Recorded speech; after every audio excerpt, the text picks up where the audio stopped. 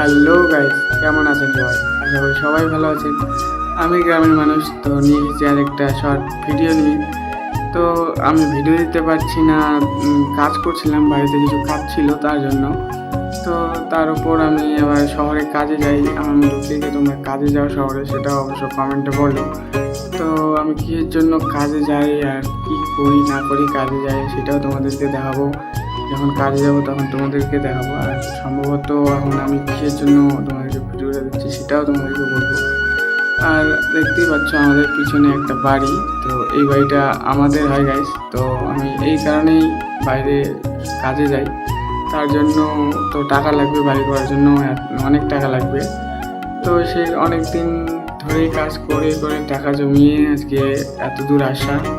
তো আমার মতো কে কে কাজ করো অবশ্যই কমেন্টে বলো।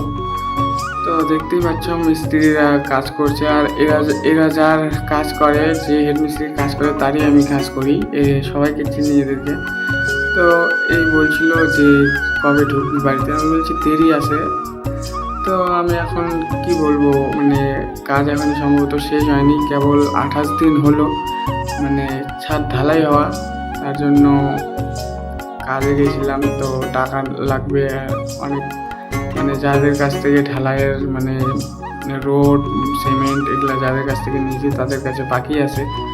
তো সেটাই আর কি পরিশোধ করার জন্য কাজে যাওয়া হয়। আমার মতো কে কে কাজে যাওয়া অবশ্যই কমেন্ট করে বলো গাইস। আর আমি মানে কি বলবো, এই বয়সে আমি ঘুরতে না যেয়ে কাজে যাচ্ছি। আমার মতো বয়সে কে কে তোমরা কাজে যাও অবশ্যই বলো কমেন্টে। আর শুধু দেখো খালি ভাই, বাড়ির লোকটা কি হয়েছে, মায়ের সেই লাগছে দেখতে, ওয়াও।